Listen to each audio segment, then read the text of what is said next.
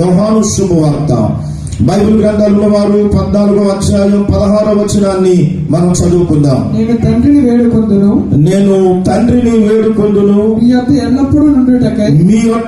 ఎల్లప్పుడూ నుండుటకై ఆయన వేరొక ఆదరణకర్త అనగా సత్య స్వరూపియగు ఆత్మను మీకు అనుగ్రహించును అని రాయబడి ఉంది. చూడండి, మీ యొద్ద ఎల్లప్పుడూ ఉండుటకై వేరొక ఆదరణకర్తను మీ యొద్దకు పంపుదును అంటున్నాడు. ఆయన పేరే పరిశుద్ధాత్మ దేవుడు. చెప్పండి, ఆయన పేరేంటి? ఈ పరిశుద్ధాత్మ దేవుడు ఎవరైతే యేసుక్రీస్తు ప్రభువారు అంటే ఆ యొక్క ఆత్మ దేవుడు వచ్చి ఒప్పింప చేసినప్పుడు తమ పాపాలు ఎవరైతే ఒప్పుకొని విడిచిపెట్టి లోతైన పశ్చాత్తాపంతో తమ పాపాలన్నిటి కొరకు ఆ లోతైన పశ్చాత్తాపంతో పశ్చాత్తాపడి పాపాలు ఒప్పుకొని విడిచిపెట్టి మారుమనసు పొంది రక్షింపబడి ఎవరైతే నీటి బాప్టిజం తీసుకుంటారో వారితో ఎప్పుడూ పరిశుద్ధాత్మ దేవుడు ఉంటాడు.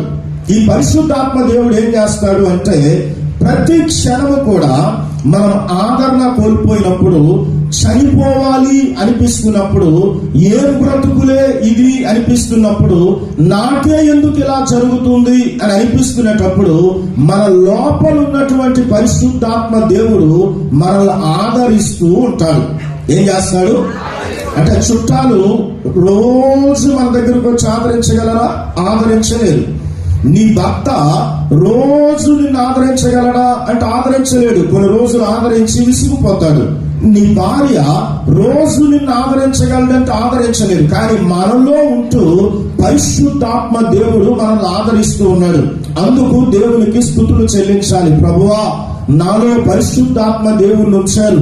ఆయన ప్రతి క్షణం నా నిరాశ వచ్చినప్పుడు, నాకు కన్నీరు వచ్చినప్పుడు, నేను చనిపోవాలనిపిస్తున్నప్పుడు, ఏం బ్రతికిది అనిపిస్తున్నప్పుడు, మనుషుల్ని ఎవరిని నమ్మకూడదు అనిపిస్తున్నప్పుడు, నేను మోసపోయాను అనిపిస్తున్నప్పుడు, మన వాళ్ళు అనుకున్న వాళ్ళతోనే మనకు యుద్ధం జరుగుతుంది అనిపిస్తున్నప్పుడు నన్ను ఆదరిస్తూ ఉన్నావు, నన్ను బలపరుస్తూ ఉన్నావు తండ్రి, మీకు వందనాలు అని చెప్పి దేవుని మనం ఏం చేయాలి అంటే ఆరాధన చేయాలి.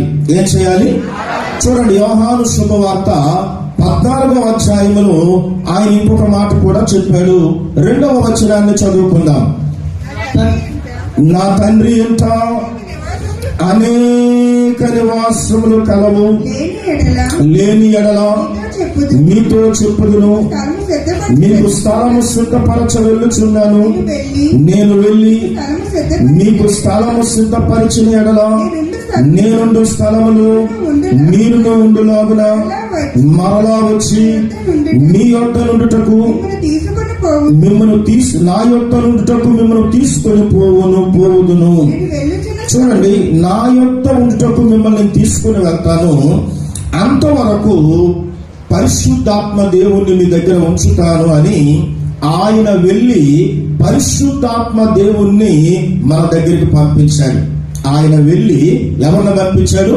పరిశుద్ధాత్మ దేవుణ్ణి మన దగ్గరికి పంపించినట్టుగా మనం చూస్తూ ఉన్నాం. అయితే ఈ పరిశుద్ధాత్మ దేవుడు ఎలా మనల్ని ఆదరిస్తాడు?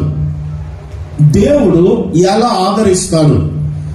ఆయన ఎలా ఆదరిస్తాడో బైబిల్లో కొన్ని మాటలు చూసి ముగించుకుందాం. ప్రభు ఏమని చెబుతున్నాడు అంటే, తల్లిలాగా మిమ్మల్ని నేను ఆదరిస్తాను అంటున్నాడు. అంటే తల్లి ఆదరిస్తుంది, కన్నీటిని తుడుస్తుంది.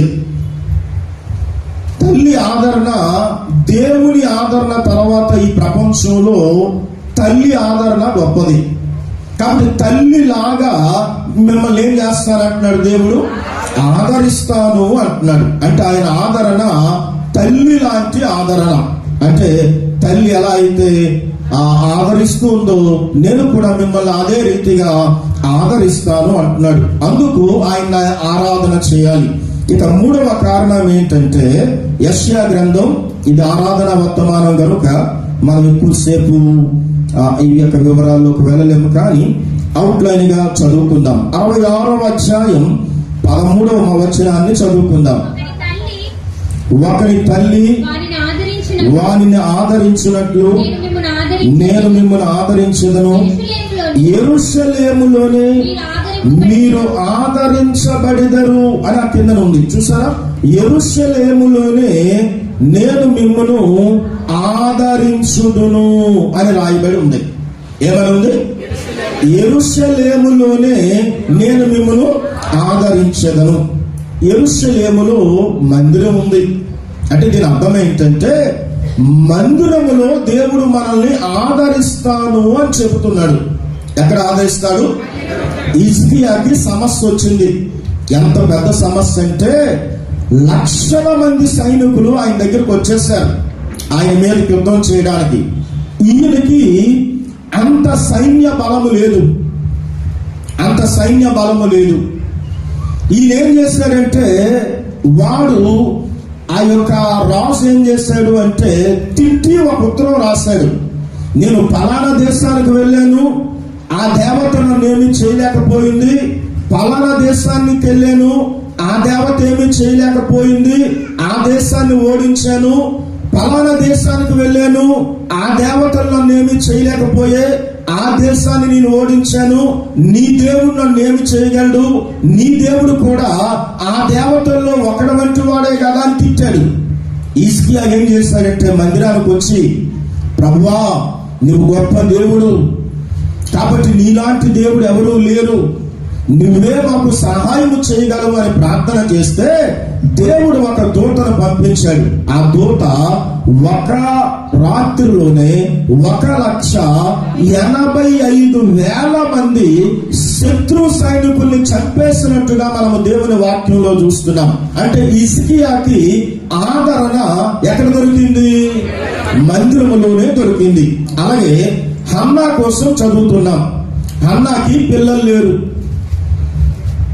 పెనిన్నాకి ఎవరున్నారు? పిల్లలు ఉన్నారు.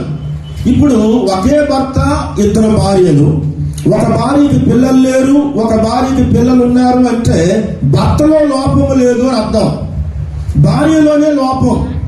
ఆమె భోజనం చేయడం మానేసింది, ఏడుస్తూ ఉంది అని మనం దేవుని వాక్యంలో చదువుతున్నాం. మందిరంకి వచ్చింది, ప్రార్థన చేసింది, దేవుడు ఆమె ప్రార్థన విన్నాడు. సమూయేలుని దేవుడు ఆమెకు అనుగ్రహించాడు. ఎవరిని?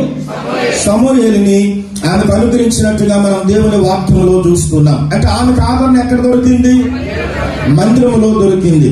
అలాగే సుమయోను అని ఒక మనుష్యుడు ఉన్నాడు. సుమయోను అని ఒక మనుష్యుడు.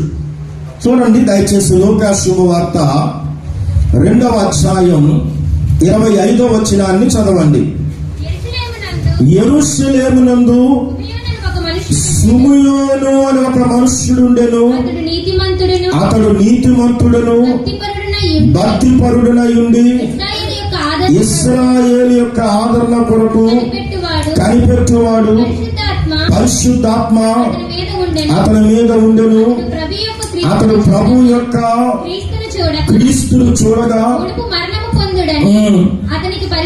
సో ఎప్పుడైతే యేసు ప్రభు చూశాడో ఆయన ఎంతో ఆదరణ పొంది ఇక చాలు నేను చనిపోయినా పర్వాలేదు అని మంచి మాటలు అక్కడ పలుకుతాడు. అంటే సుమయోను ఎక్కడ ఆదరణ పొందాడు? మందిరములో ఆదరణ పొందాడు. అంటే దేవుని మందిరములో మన మందిరానికి వచ్చిన ద్వారా ఏంటి లాభము అంటే ఆదరణ పొందుతాం. చెప్పండి, ఏం పొందుతాం? ఆదరణ పొందుతాం. అలాగే ఇంకా మనకి ఆదరణ ఎలా లభిస్తుందో చూద్దాం. 119వ కీర్తన 50వ వచనం.